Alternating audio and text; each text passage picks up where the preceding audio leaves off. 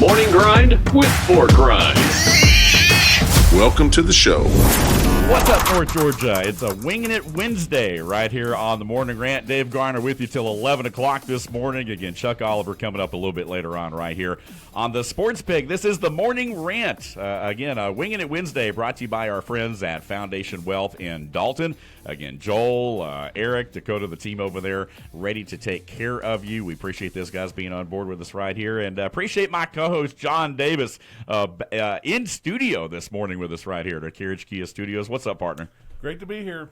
Yeah, looking forward to it. We got a lot to talk about over this next hour, a lot of ground to cover. It's going to be a lot of fun. Of course, the World Baseball Classic last night not really playing out the way that we had hoped it would, especially for Team USA. But nonetheless, it's been a good 2-week run or so, if you will. We're going to talk a little free agency, a little bit of football news, too, as far as scheduling coming up. Of course, earlier in the week, you and I were here on Monday, John. We were talking about high school basketball, a lot of big things, of course, happening. A couple, area teams winning state championships. It was exciting to see.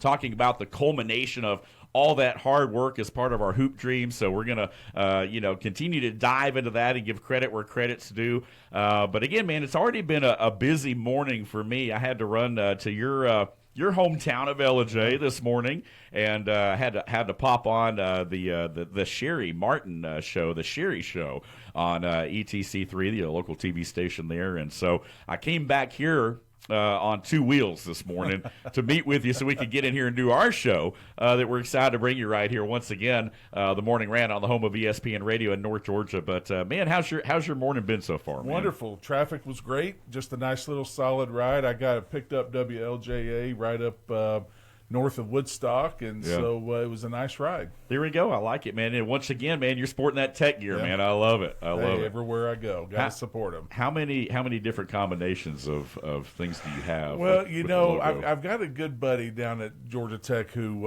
is in the manager of the team, and so he plays in my golf tournament, and so we kind of trade and switch some things out for goods, but he's been taking care of me for about 6 or 7 years. So I've got all types of jackets, sweats, shirts, you name it. I'm literally dressed in Georgia Tech every day. Now that I'm retired and don't have to wear any pants or anything, I'm good to go. Well, fortunately, you're wearing pants today. Yeah, so exactly. That's exactly. So no, and no, it's always great to see you in the tech gear, and we appreciate, of course, you being here. And it's one of I've got some allergy issues, so I'm going to do my best this morning not to cough all over everything here in the studio. It's one of those things where the weather's changing a little bit. It was warm, then it got cold again these last couple of days. Now it's going to get warm again this weekend. So again, my spring allergies, I feel like I just got done with the fall allergies. Yeah, no, and now here I am in the spring. No, I hate it too because I have it more in the fall, so I'm good in the spring. But yeah, you're right, because it was warm, and then had this little cold break, and then I think it's going to be 80, 85 on Saturday and Sunday. So it's all over the place. Yeah, it's already been a busy week. We got a busy weekend coming up. We're winging Rock Fest, of course, in Canton at the Etowah River Park. We hope to see everyone out there Saturday and Sunday. Both stations, of course, the Sports Pig, the tent. I think we're going to be handling a lot of the registration for the wing eating contest. So again, a lot of the folks that are going to be taking part in that, I think they're going to limit it to about 12 a day Saturday, and then again on Sunday. I think that's right around 12:45 or so. I think I'll have the opportunity to probably MC that. I know they're wanting people to do some stuff up on stage. And then our sister station, 101.1 The Pulse, they're going to have their tent set up right next to the Sports Pig tent. And they'll be on air a good bit of the afternoon. Again, our friends over there down the hall doing their thing. But, we're excited about it, man. I mean, 20 different wing establishments, including the Anchor Bar, the original Buffalo wing recipe located in Buffalo. And now they franchised out. We got one right here in Kennesaw. Just down the road where the old Fuddruckers was at is the Anchor Bar there. So I think they're sponsoring the wing eating competition, but looking forward to it, man. It's going to be a lot of fun. I am too. I was telling your partner a few minutes ago, we used to come up, and Julia used to play a little bit of a beach volleyball tournament at that park. Yeah. And I remember having vendors and things like that. And I thought, I wonder if what this was, and if the Buffalo Wing Fest is something new, I guess in the last few years. So I'm looking forward to coming up, and I am a wing aficionado, so I'll try a few just to give my 2 cents worth. I think that's the best kind of aficionado to be. Is a wing. It's an event right up our alley for sure. And so we were looking too. One of the things we're going to do, and you and I were talking before we came on the show about, we're going to have a phone number. We're going to have some different things that we're going to add over the next couple of weeks right here on the show to be able to give away tickets. I mean, we got a lot of things coming up. We have a direct, and I'll let the cat out of the bag on this. We have a direct, I guess, hookup, if you will, with America's Amphitheater over in Alpharetta, the Alpharetta Amphitheater. And so we've got, all the concerts. I mean, everything that's playing in Alpharetta this year, in some way, shape, or form, we have the ability to give away tickets to do different things. So, I'm looking down the list of concerts that we're going to be promoting this year. We've got everything from, Dave Matthews to Motley Crue, to Chicago and Styx to Weird Al Yankovic. I mean, we've got a lot of things. So, again, you're going to want to keep it locked right here because we are going to be giving away tickets to some of these shows over the next couple months. A lot of that begins in May. We're calling it our summer-long tour. Again, our sister station 101.1 The Pulse, and also right here, WPGY, the Sports Pig. We're going to be giving a lot of things away. So it's going to be an exciting time. Oh, yeah. No, I'm looking forward to it. Yeah, so a big show here today. We were talking about the U.S. Baseball Classic, of course, last night wrapping up, and it was Team Venezuela. Vamos, Venezuela. They get it done over Team USA. What a heartbreaker. We rallied back. It didn't look like we were going to score it all. A little bit of a different lineup last night for Mark DeRosa.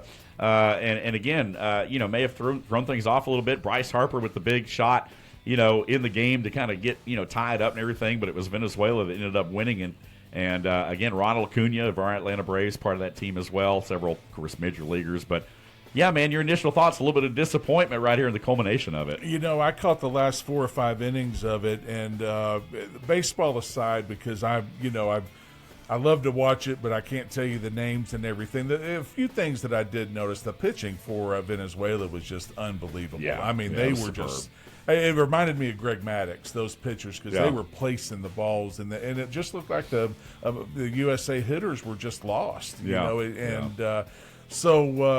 Bryce Harper got him back on, and obviously they couldn't hold out to get the win. But I'll tell you something. They talk about sports on a worldwide basis, right? And if anything, last night showed that baseball, I think, is way above the NFL when it comes to worldwide, to global, the global audience and everything, because that wasn't even World Series experience. That was just like 10 steps above what you would think a World Series would be, just to see the passion in those, the players and everything, but look at the fans and just, jumping all up and down on both sides, of each other, and just the camaraderie of the nations and everything. And I just, really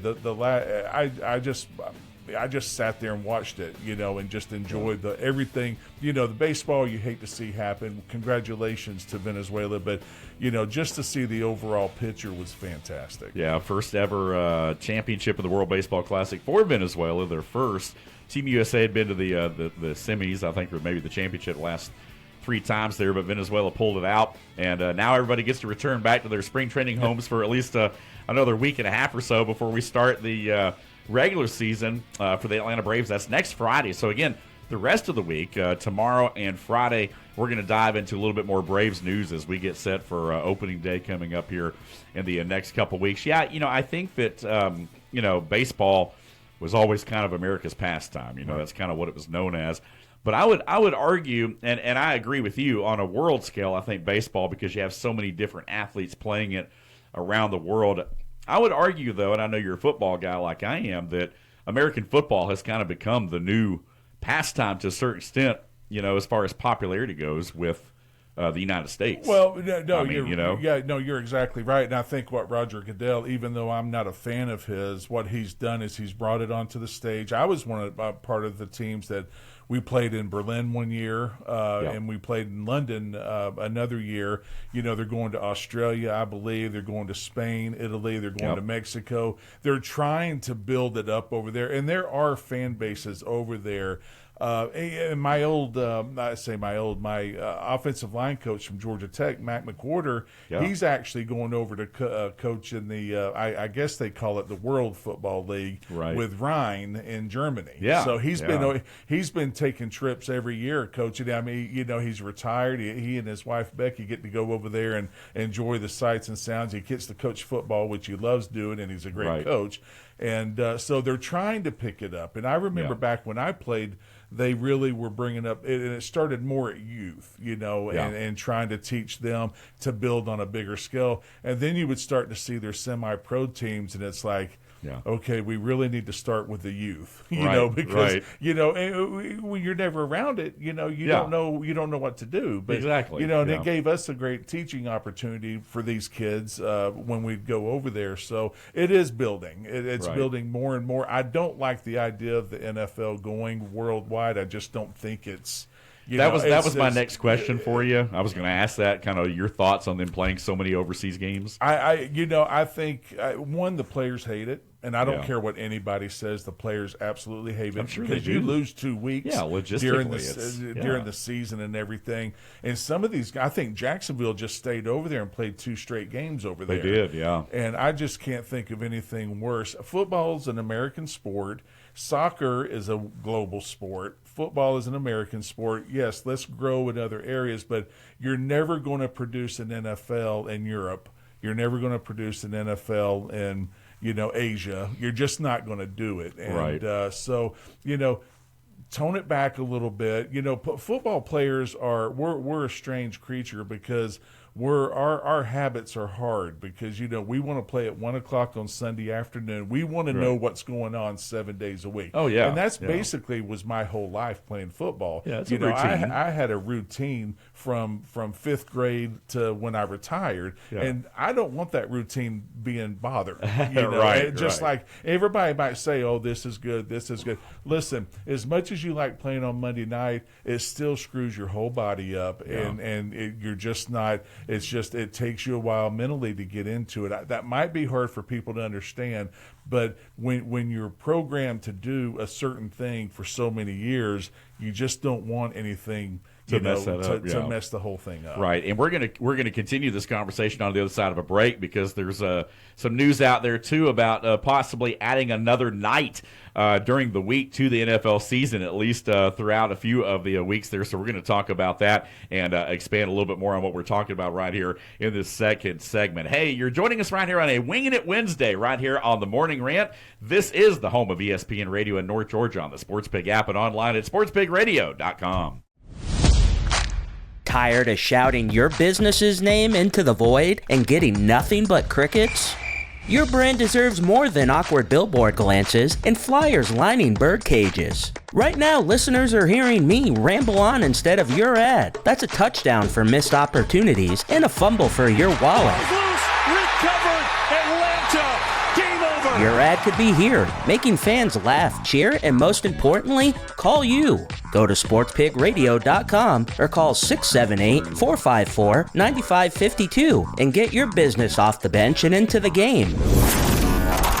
Winging It Wednesday right here with Dave Garner and John Davis till 11 o'clock this morning right here on the Morning Rant here on the home of ESPN Radio in North Georgia. It's a Winging It Wednesday. We hope you had a great St. Patty's Day yesterday. Again, the pub in Ellijay open till 2 a.m., so there may be some people out there still recovering. But nonetheless, we hope you had your best green garb on yesterday and enjoyed a successful and safe again, St. Patty's Day in the local area. John, you and I were talking before the break about the NFL and the scheduling and, of course, them playing a lot of games overseas, things like that. One of the things we were talking about was the opening week and what that's going to look like. And you were talking about how the players, typically they don't like, they're not a fan of, the overseas, the midweek type games. But speaking of midweek, I mean, you and I were talking, man. It looks like there was a Wednesday game. Well, I read it, this past week and noticed that they're playing in Australia on September 9th. Now, you and I were just discussing because of the time change and everything and it being on a Wednesday. It's actually Thursday, I think, if I'm not mistaken. Yeah, just because of the way of the clock. And so, but I can only, Seattle's going to be in it. I don't know who the other. I would imagine somebody out west will another be on West Coast team, I would think. Yeah, team, but I can only imagine what the players are thinking about because, as you said earlier, your bye weeks start to come into play. So if you're going to Australia to play on a Wednesday. Nobody wants to have a bye week the second week of the season. Right, yeah. Because that just, you count on those, your 6th, 7th, and 8th week for the injured players and everything. So it'll be interesting to see what they do. I know that they're keeping adding, and as I said, I think it's good for the game, but the NFL is America's game. Right. You've got your Monday night franchise that they've done, and now you've got your Thursday. I'm more in line with the Thanksgiving Thursdays or maybe the Christmas Day games instead of the Thursday night games. Again, I'm a creature of habit. A lot of these players are that, and a lot of them will tell you, and if they aren't, they're lying. They do surveys and they come out. Please don't make us go overseas. Right. Yeah, exactly. Let us stay home. Well, and you and I were talking, and you were saying you weren't a big fan, of course, of those overseas games. But going back to kind of our NASCAR discussion, I think one thing that hurt NASCAR years ago was the fact that they were taking away a lot of the southern tracks, the roots of the sport, and running races out in different parts of the country. And I think that turned off a lot of the traditional fan base a little bit when they started taking races away from places like Rockingham and Darlington, which they are going back to Darlington this week. But so they kind of I think to a certain extent you got to appreciate them wanting to grow the sport on a global level, but at the same time, at what expense? Now, I think the NFL, I think the difference between, the NFL and NASCAR, obviously, is the NFL is a money-making machine. It's a juggernaut. I don't think that it's going to hurt the league too much to put games overseas from a financial standpoint. But at the same time, you wonder about the health, the players, the travel, all the people, the players' unions, things like that. What are they going to say about that? Because I can definitely see a situation where at some point somebody may have to step in and say, enough's enough. Well, and I think also you've got to go back and look, and you didn't hear about it as much last year or maybe the year before, but we hear, through our emails and stuff that we get, the football fields over in Europe are not the football fields in the U.S. Right. You know what I'm saying? You're playing soccer over there. You're playing and over soccer here field, you're playing football. So I have heard, the fields are in less than prime condition when they get over there, and especially with the weather. You go to Ireland and play. It's raining 6 days a week. I love Ireland, but man, that's see the sun that it's often. Like when Tech went over there and played Florida State. And always so raining. The fields are a lot different. So look, I'm not a fan of Roger Goodell. I think he needs to move on. Let's keep it. Let's keep it narrowed down when we go overseas. Instead of having 15, 20 games, let's make it to where they're excited to see us come over and do something like that. So who knows what's going to happen? You said it right. It's a money making. I think it's a corrupt organization, to be honest with you. That's just the way I feel. Right. I think Goodell's done a lot of bad things for the sport, and I see him at Jim Kelly's golf tournament in the fall. And a lot of people won't talk to him because it's like you're not doing well by the retired players and things like that. So I just think it's time for leadership to move on and just kind of redirect back into United States. I mean, it is a moneymaker. And one last thing before we get off of this topic, we had talked about there's like an NFL act out there, like I believe it was 1961, saying that you can't play on Saturdays. The NFL can't play on Saturdays from Labor Day to the first weekend of November. You're right. And now we've got them playing. Now, obviously, once December comes, we have Saturdays, but now they're trying to move college to Friday nights. Friday nights are for high school football. See, I've always said that. I've always said that. Only high school football, and that's the way it should always always be, and we're ruining it because now I look forward to seeing a game on Friday night, looking at just seeing who's playing on high school, but you've got to go through 7 ESPN games or Fox Sports games to get to your high school game. Yeah, I hate that the colleges started doing that, especially later in the year. I mean, some of those rivalry games, like you've got Ole Miss, Mississippi State, or whoever playing on Friday. I think I think Tech and Georgia did that a couple of years ago. And so it's one of those things where I've always thought that, and maybe that's because of my time covering high school sports for so long. But I've always felt like Friday night, should be for high school sports. People being able to go out and watch their local high schools and support that. Well, that's your routine too. That's your routine too, because you're on The Voice, and you don't want to have to be competing with ESPN or any of those others because this is your night to be able to tell the story to the audience. Yeah, this show is called The Morning Rant right here, of course, weekdays Monday through Friday, 10 to 11, right here live on the dial. But you can also watch episodes on full video episodes on YouTube. And, of course, you can check out our podcast edition loaded up on the site every day at sportspigradio.com. Also, check us out on social media, the SportsPig on Facebook and Twitter, and The Morning Rant on Instagram, and, as we mentioned, YouTube as well, and on the website. I want to lean into this a little bit because I know, we're going to talk March Madness a little bit later in the show. We're going to talk some bracketology and some different things. We had a play-in game last night. Howard beating Maryland, Baltimore County, UMBC, the school that knocked off number 1 Virginia several years ago, the first 16 to defeat a 1 there, but they were beaten last night. So again, the bracket officially underway. March Madness officially underway, and we're going to talk about that later in the show. But I do want to lean into it a little bit more and talk a little bit about Roger Goodell, some of the things like that, the league. Kind of since you went there with it, man, I mean, is there anything in particular?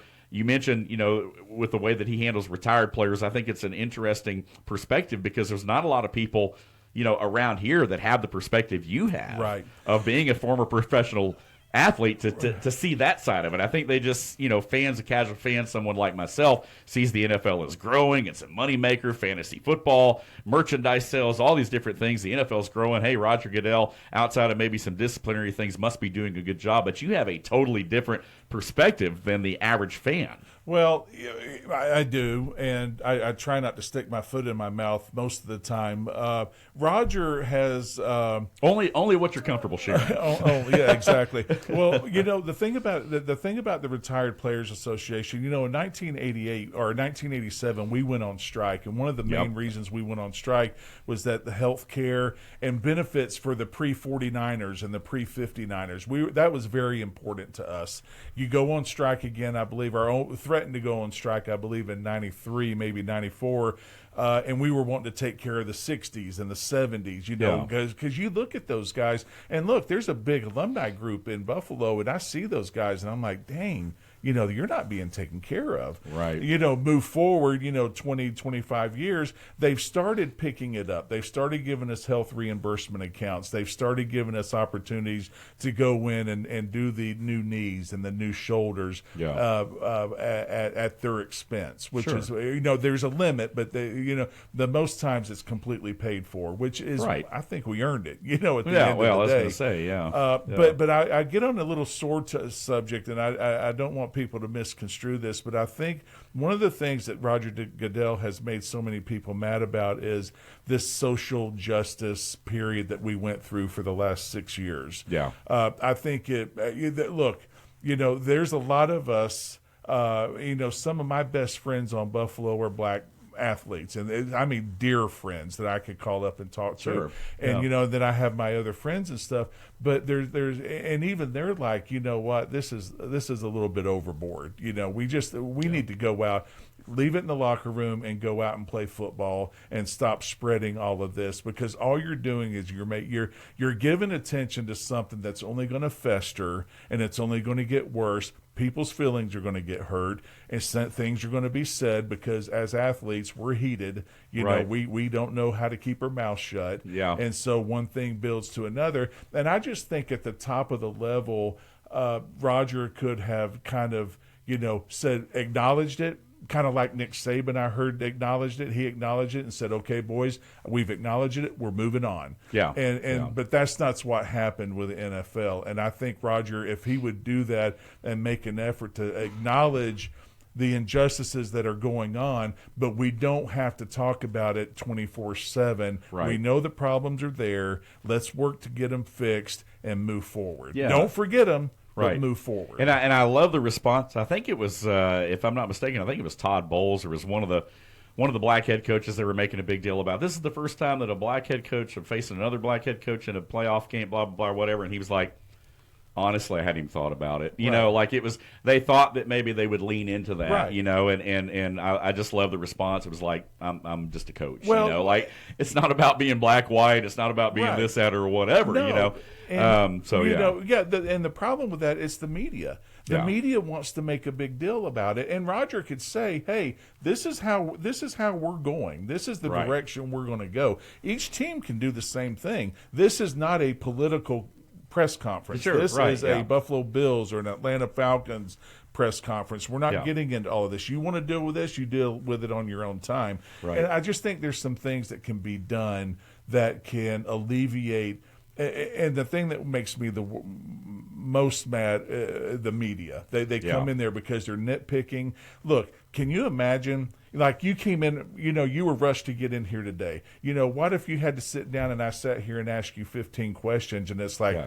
okay, I'm not ready for this. You know, and now I'm starting to get mad. Well, imagine how a football player comes off the field, goes and sits in his locker, and 2 minutes later he's got 15 microphones in his Oh, face. yeah. It's not fair, and Right. to the player, it's not fair to the fan, because things in a heated moment are going to get said, Yeah. and that's 99% of the time it's usually not good. No, you're right. I think that's why Marshawn Lynch is so popular. You know, Exactly. Hey, that's a great question. Thanks for asking. Move on.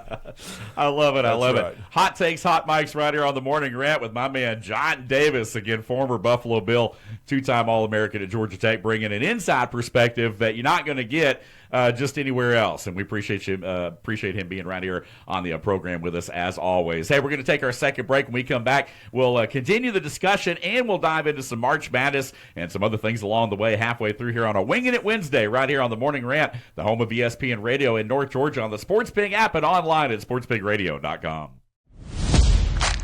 Tired of shouting your business's name into the void and getting nothing but crickets?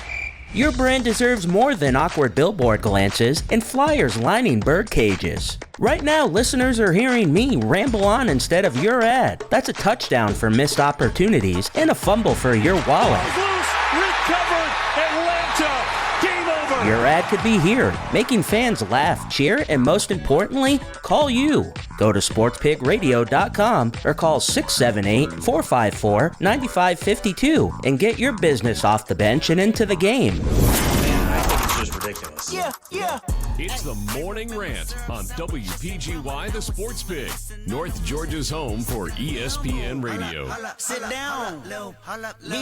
And welcome back here on a Wednesday, a Winging It Wednesday. Speaking of wings, again, the big Wing and Rock Fest this Saturday and Sunday at the Etowah River Park in Canton. Will be there. Hope to see you there again. I think Saturday's 11 to 7, Sunday 11 to 6. We'll be there at least a good bit of the afternoon, so definitely come by and say hey to us. We appreciate you being with us right here on a Winging It Wednesday on the Morning Rant. This is the Sports Pig, the home of ESPN Radio in North Georgia. We were talking before the break about the NFL, some scheduling things, some different things. And before we jump into March Madness and a couple other things that we want to touch on before the end of the show, I do want to expand on something else we talked about the other day too, real quick, for folks that may have missed it if they didn't see or hear the Monday show, about the overall play of the offensive line. I thought you had some really interesting takes about, I guess, the technique or lack thereof that's currently being taught. Well, you know that's a sore subject. I don't know why you bring that up.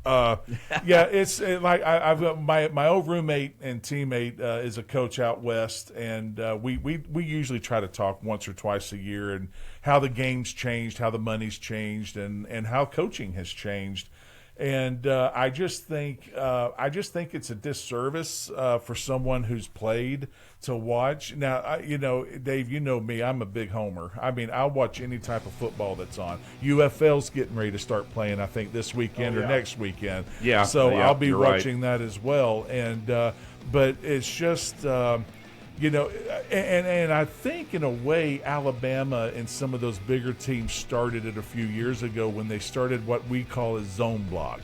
It's basically you just take a step to one area and you shield. And that's all you do. Well, you got Derrick Henry, you got all those running backs from Alabama. All they need's that one little space to get one through. little crease, and look what happens. You know, and I just think it. And look, maybe that's the way the game's going now. Maybe it is. But then again, you sit here and we were talking about the Super Bowl and the poor left tackle for New England. You got to learn how to pass block. Because guess what? These defensive ends are good. Yeah. And you just can't get out there and be 380 and stick your arms up and think you're going to beat a Watts or Howie Long or Reggie White or somebody like that. It doesn't work. It doesn't work that way. It doesn't work that way. So what was your back in your days? I mean, were you more of a run blocker? Did you like the pass block game? Where did you tend to fall? I hated pass blocking. And I loved run block, but we had schemes. We were a big pulling team. So if you go back and look at some of the highlights, my daughter Julia even made the comment during the wedding area. They had a game on at one of the parties that we were beating the Raiders 51-3. Right. And I was just running all over the field in the first half, and she's like, "My God, I didn't realize you could run like that." And I said, "Well, your old man used to be able to do things a little bit better." But I hated. I'll give you an example of the pass blocking. I love to play center. And of course I played guard for most of my life in the NFL. Right. But when you're trying to make a team, you've got to play every position. So in Buffalo, or in Houston, but in Buffalo, we used to have periods to where we would go down in the end zone and we would set up the offense and defensive lines. And there'd be 3,000 or 4,000 people sitting there just watching you. Yeah. Well, I'm trying to make the team in 1989. I come from Houston to Buffalo. I never played left tackle in my life, but Will Wolford was out. Well, guess who's over there? Bruce Smith. So I'm trying to make the team, and so I'm like, I'll play left tackle. So I get out I'll there. do anything that's asked. I get out there. First rep we take, I didn't even see Bruce, and I'm looking over my shoulder. So get back up there. He's great, but he can't be that great. Yeah. Second one, bam, gone. Third one, gone. Gosh, so I was it. finally like, okay. And then I started hearing the crowd go, "Davis, you suck. Yeah. And you need to get out of here." Well, Hester, I hadn't seen her in like 3 weeks. So she was there at training camp and she was just standing there. Nobody knew who she was. And she's like thinking, "Oh my God, is my husband terrible or what?" And so finally we went out to dinner and I told her, I said, "Sweetheart," I said, "it's left tackle. I've never played before. That's Bruce Smith." But the end of that story is to go back to, I love to play center, my 2 years at Georgia Tech. So I get up at center when our Kent Hull's hurt, our great center is hurt. And so I'm trying to replace him, or not really replace him, but just trying to step in. Well, Bruce would, run defenses and get over the center. Never beat me once. Never beat me so once. It was just a change. It's left tackle where you don't know where you literally are on an island. You got a lot of space out there. Exactly. You got to cover. But I'm at center, and it would make him so mad. He's just like, "Man, and I'm just like," he's like, "What are you doing?" I said, "Dude, I just love to play center." Right. And so funny. I felt good about that. But I think we, like I said, we were a system team. We pulled a lot. We did a lot of counters. We did a lot of come off the ball blocking. If you go back and look at our films, you just don't see that today. And I just think it's just, and again, maybe being 60 and maybe I should just be a fan and just stop worrying about all that. You're too invested at this point, man. You're too close to it. You're too, I think I am. And I just feel like, you just can't see something and just not say something. Right. Yeah, absolutely. No, I totally get that. I always said, for like a youth football play, like if you're growing up in the game, the best position to play is center, because every kid wants to touch the ball, right? That. Everybody wants to be. So, but as the center, man, you're the one guy that touches the ball every play. Yeah. Right? I mean, you're the one that's the spark. I was actually, when I was much younger, I never grew into the position, but I played center a lot in youth ball before I got up into high school, and then I was 120 pounds and became a DB. What a switch there. I will tell you this: when we moved back to LJ in 5th grade, I was a tailback for a day. Okay. And then somebody came in fast. I think his name was Steve Niesemeyer. came in. We were at an Oakland elementary school. He came in. He was like lightning. And they're like, Davis, you're on the offensive line. And so that was the last of my running back. One of the coaches up there, I'm trying to remember who it was. One of the coaches middle school is up in LJ, and he said, first day of practice, he said, guys, I want you to grab your sides over here, your love hand, your fat. He said, if you don't squeeze anything, you're over here with the backs. If you can get a handful of something, then you're over here with the linemen. And that's pretty much how they made that determination right there. So, yeah. Appreciate you guys being with us right here on a Winging It Wednesday. Time now for a new segment right here on the Morning Rant. It's time to take a stroll down memory lane with the Refrigerator Mover.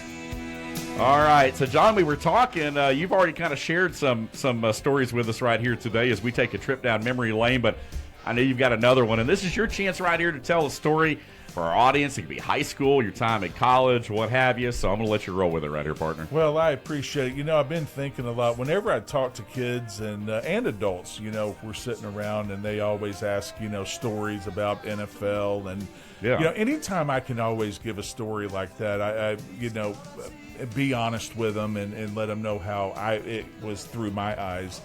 But one of my best friends, my best friend, Warren Sellers, is a coach over at North Murray. And Warren and he was the first person I met when we came to LJ. And, the word I got later was that when, I was playing football, Warren didn't play football. He was a big baseball and basketball guy. But his dad coached. Yeah. And another mentor coach of ours was Dan Worley. Okay. Back when I was in fifth grade. And so, Warren and I got along, got, little scuffles, the first few weeks. But I heard that he went to his dad and said, coaches could already have their son on the team. Yeah. And so Warren went to his dad, and he's like, Dad, you got to get this guy first. And he's like, I don't know anything about him. And he's like, you got to get him. We need to get him on the team. So that's where mine and Warren's history of basketball started back in fifth grade. But going back to what I'd like to try to tell people, there's so many people that influence your lives as you start out young and get older and even into the NFL. And, but one of my fondest memories, and Warren and I talk about it a lot, was our coaches back in fifth, sixth, and seventh grade. They were Dan Worley and Robert Sellers, Warren's father. Yep. And but I remember back then to where we ran practices. We're not just out there shooting and lollygagging around. We're actually running practices. You're out there hustling, for an hour and a half. They worked us. Right. And there's a reason why we would score 50, 60, 70 points a game because we were pretty good. They had assembled a really good team. But I'll never forget, and hopefully Coach, and I still call Dan Coach because he's my coach. He's one of my first coaches. They never quit. It's kind of like your parent. Your parent never quits being mom or dad. Right. So you never forget that. But I remember Coach. I believe we were at Red Bud, if I'm not mistaken. It might have been Fairmount. And I had gotten a hot head and everything, and of course, all I wanted to do was play. Right. And so you remember things like this that kind of last with you. But he sat my butt on the bench for the rest of the game, and this I think something might have happened either before the game or maybe the first part of the game, and I was out of line. I'm sure I was. I didn't think so at the time, but I'm sure I was out of line. And I just remember, I'll never forget that. He sat me down on the bench, and I was just like, I can just see myself staring at him like, what are you doing? Why, I need to be out there. And he kept me on there, and I'll never forget that. I love it. And they worked us, but they loved us. Yeah. And, and they love us today. Unfortunately, Mr. Sellers isn't with us, but Dan's with us, playing music up in LJ, and we try to talk sometimes through direct messages and stuff. Sure. And but those are just the memories. And but what my point is that it kind of made me realize, you know what, I need to shut up. Yeah. And there is someone. There is someone higher than me. There's that's an authority, authority figure. Yeah, and exactly. I feel like that. And I feel like that helped us throughout our careers. And I think Warren would say the same thing. You know, there's an amount of respect that you have for your first coaches that are that heavily involved with you during that time. And, you know, 5th, 6th, and 7th grade, it's a hard time. It's a very impressionable time of your life. And I just thought that they did. I don't think they get enough credit, especially when they do it right. Right. You know, I've been on the other end where I've seen coaches do it wrong. Yeah. But makes you appreciate the coaches that do it right. Oh, absolutely. And it makes you love them that much more. I love it. I love it. Again, a new edition of the show right here with the refrigerator mover headed down memory lane. We appreciate you being right here with us on the Morning Rant. Again, that walk down memory lane brought to you by our friends at Foundation Wealth in Dalton. Hey, we're going to take our final break. When we come back, I promise we will talk some March Madness. All that and much more straight ahead right here on this edition of the Morning Rant till 11 o'clock. Right here on the home of ESPN Radio in North Georgia on the SportsPig app and online at sportspigradio.com. Tired of shouting your business's name into the void and getting nothing but crickets? Your brand deserves more than awkward billboard glances and flyers lining bird cages. Right now, listeners are hearing me ramble on instead of your ad. That's a touchdown for missed opportunities and a fumble for your wallet. Loose, recovered, Atlanta, game over. Your ad could be here, making fans laugh, cheer, and most importantly, call you. Go to sportspigradio.com or call 678-454-9552 and get your business off the bench and into the game. You bring the trash talk. Come on, man. Are you serious? It's the Morning Rant, live on the SportsPig app and sportspigradio.com. And welcome back to the program right here on a Winging It Wednesday on the Morning Rant. Dave Garner, Big John Davis in with you till 11 o'clock this morning as we finish up this last part of the hour right here. Again, the fastest 1 hour in sports talk radio exists right here on the SportsPig, the home of ESPN Radio in North Georgia. And, John, let's talk a little bit here in the remaining moments. Again, later in the week, we're going to talk about our Atlanta Braves a little bit more. But let's jump into some March Madness as we talked about bracket officially getting underway last night. And so, again, looking down the bracket, we kind of went round by round over the last couple of days. We talked about some of our upset picks and things like that. And I'm just kind of curious, now that you've had an extra day or so to kind of look at this bracket, man, what stands out at you as far as your maybe your potential Final Four, maybe your potential national champion? Well, as I said earlier, I sent my final sheet to my buddy Warren, and he sent me a laughing emoji back saying how soft I was, and then I wasn't willing to take many chances. So I thought I'd go back and do a second one. Now the Geiger one that I went online, I think is a little bit different than this one. So I went ahead and signed up there. Okay, good. Our friends at Geiger Legal Group, doing their bracket, trying to win a Georgia Mountains Hospice $10,000. Hey, there we go. But the main bracket I came out at the beginning, and we did talk about it, is I picked Duke, Arizona, Houston, and UVA. Okay. There's something about UVA that I really like. I don't know. Michigan, to me, looked a little harried the last time I watched them play, and then, of course, they came back at the end, I believe, to make a game. And so I put them as the Final Four, and then I just picked Duke over Houston and UVA or Arizona over UVA. And I think that Duke-Arizona is a rematch of about, 20, 25 years ago, I was going to say, when they went at it. It's been a while. Yeah, no, I can't argue with that, man, Duke, at all. Duke is, look, I hate Duke. I am not a Duke fan at all. Right. But they just haven't done, whenever they've made a mistake and stubbed their toe, they've always come right back and just, stopped it and made a run. Arizona looks like they're running. Houston looks like they're running. But UVA, I tell you, I know I've got Arizona beating UVA, but in my second bracket is a little bit different. But you got to have a couple. And I'll probably have two more by the time Thursday comes around or tomorrow. But I have Duke winning. I don't know. I just feel like they possess the all-round team. And think that they. Think if they can, just don't make any mistakes early in the first two rounds, I think that they'll settle down. They'll settle down. I talked about it yesterday. I kind of went through the bracket a little bit. I think I've changed my national champ about 3 times now. Honestly, and it may change again before tomorrow.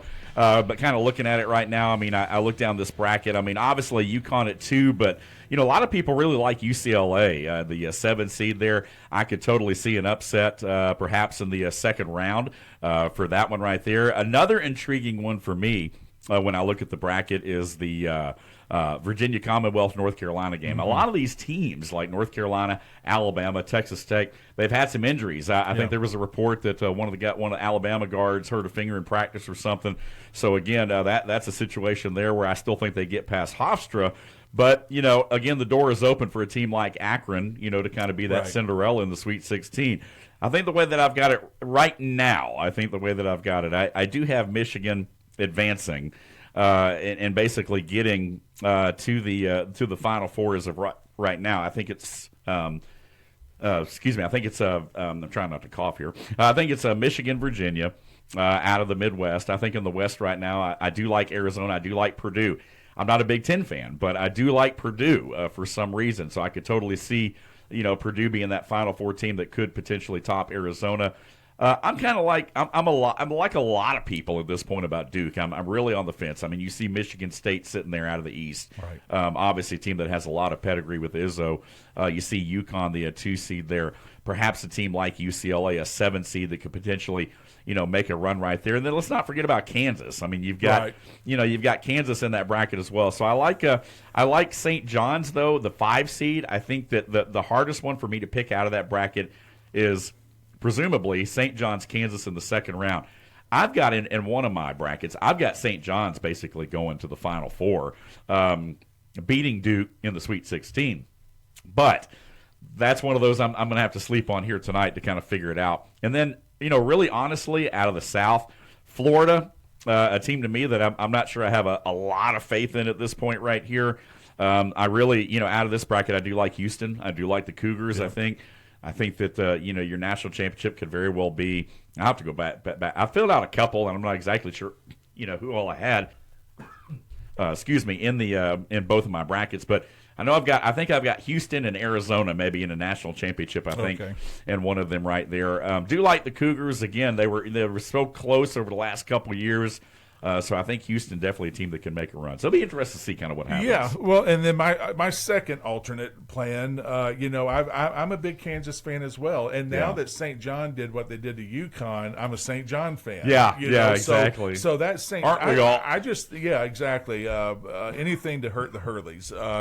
But if they can get through the first round, I think the St. John Kansas game is going to be a great game. I just don't know enough about St. John's to say how far that they can make the run. Right. I got Kansas beating them, and then I got Kansas beating Duke, and it goes back again. I told you the other day I'm a big Tom Izzo fan. Oh yeah, and so, absolutely. Michigan State, but then you got the old classic Kansas Michigan State game, and I'm going to go with Kansas. Right. In this one.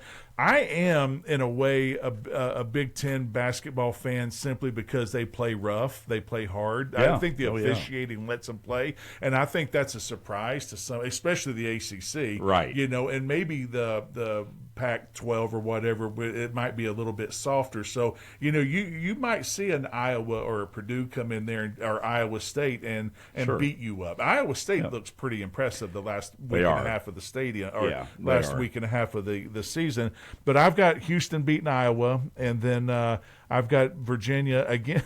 I sit here and say, man, I really, really like Virginia, and I've got them in the Final Four, but then I have Houston beating Virginia in the championship. Right, there you go. Yeah. That's number 3. So I'll let you know what number 4 and 5 is. Yeah, I'm going to say next week. I've got to get to 4 and 5. I got to get that tonight. I got to get those brackets filled out as well. By the time this thing's over with, I'll have Kennesaw State winning a national championship too. I think at some point. When you're trying to pick the upsets, I think the biggest thing is you got to play the percentages, you got to play the math. Yeah. And here's a stat I looked up yesterday because we're talking about on the show earlier in the week. 12 out of the last 14 years, one of the play-in teams has made it to the Sweet 16. Wow. If not further. And there's been a couple times where they've made it Final Four, Elite Eight. And so, to me, if you're playing the percentages, all right, and you're doing this for money, which I'm not, but if you are playing the percentages, you got to think that, if 12 of 14 years an 11 seed has been able to make the Sweet 16, I think you have to look at that playing game and you have to say, okay, if I'm going to try to be aggressive and pick it, Who's it going to be? Is it going to be Miami of Ohio or SMU beating Tennessee? Do you stay away from it altogether and say this might be the third year that hasn't happened out of 15 years? Or do you pick Texas and North Carolina State over BYU?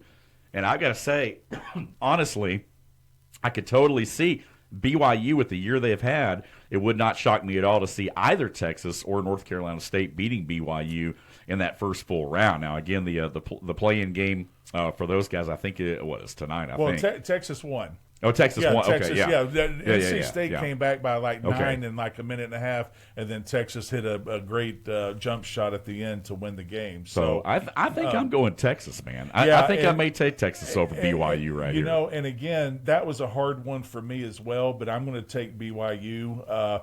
I just think some of the listen to me. I'm a football guy. I'm acting like I'm some type of an expert.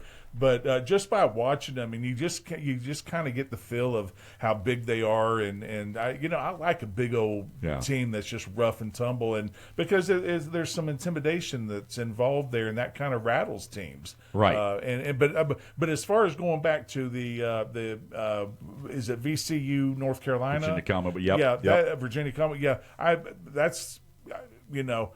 I don't think the ACC is going to get out unscathed. Right. I think there's going to be something that's going to happen to. I think. Let me put it this way. I think it's going to be North Carolina before it's Duke. Right. Yeah.